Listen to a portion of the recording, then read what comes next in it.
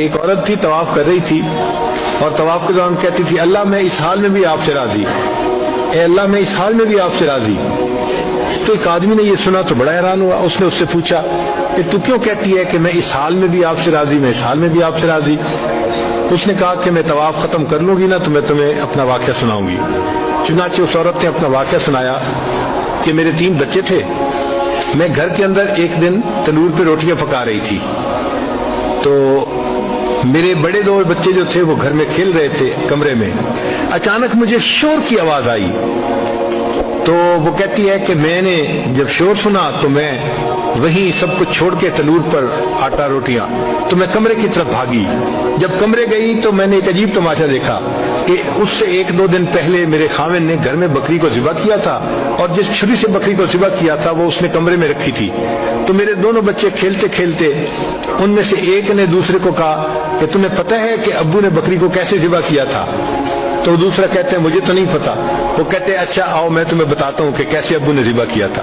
تو میرا درمیان والا بیٹا جو تھا وہ زمین پر لیٹ گیا اور بڑے لڑکے نے اس چھری کو اٹھا لیا۔ اب وہ چھوٹا بچہ تھا اور اس کو پتہ نہیں تھا کہ چھری کتنی تیز ہے، چنانچہ اس نے اس کے گلے پہ جو چھری چلائی تو گلا تو فوراً کٹ گیا اور خون کا فوارہ چھوٹنے لگا۔ اب جب خون نکلا تو شور ہوا اور میں بھاگی ہوئی آئی تو میں نے دیکھا کہ میرا بچہ خون میں لت پت پڑا تھا اور اس کی جان نکل چکی تھی۔ اب میں نے سوچا کہ میرا بڑا بیٹا کہاں ہے جس نے یہ حرکت کی تھی؟ وہ ڈر کے بھاگ گیا تھا اور کہیں چھپ گیا تھا۔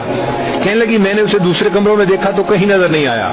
جب صحن میں آئی تو وہاں میں نے تنور کے لیے کچھ لکڑیاں رکھی ہوئی تھیں، ان لکڑیوں کے پیچھے وہ جا کے چھپا تھا۔ کہنے لگی میں نے پیچھے سے اس کو جا کے جب دیکھا تو اس نے مجھے کوئی جواب نہیں دیا۔ جب میں قریب گئی تو مجھے پتہ چلا کہ اس جگہ کے اوپر ایک سانپ بیٹھا ہوا تھا۔ یہ بچہ چھپنے کے لیے جب لکڑیوں کے پیچھے گیا سانپ نے اس کو ڈسا اور یہ بھی وہاں مرا پڑا تھا۔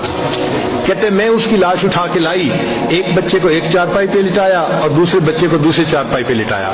پھر اس کے بعد میں نے فیل کیا کہ میرا تیسرا چھوٹا بیٹا جو کرالنگ کرتا تھا، رینگتا تھا، وہ کہاں ہے؟ وہ مجھے نظر نہیں آ رہا تھا۔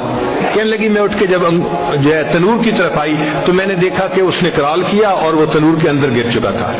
تو میں نے اپنے زندہ بیٹے کو آگ کے اندر پورا جلتا ہوا دیکھا اور وہ بھی فوت ہو گیا تھا۔ تو میں نے تینوں بیٹوں کی لاشوں کو چارپائی پہ رکھا، پھر ان کو نہلایا، ان کو کفن دیے۔ جب تینوں کے جنازے ایک دن میں گھر سے نکلے تو میں عمرے کے ارادے سے آ گئی۔ اب میں طواف کر رہی ہوں اور اپنے اللہ کو کہہ رہی ہوں اے اللہ میں اس حال میں بھی آپ سے راضی ہوں۔ آپ ذرا غور کیجئے نا اس ماں کے دل پہ کیا بیتی ہوگی کہ ایک دن میں جس کے 3 بیٹوں کا جنازہ گھر سے نکلے اور پھر وہ طواف کرتے ہوئے کہہ رہی ہے اے اللہ میں اس حال میں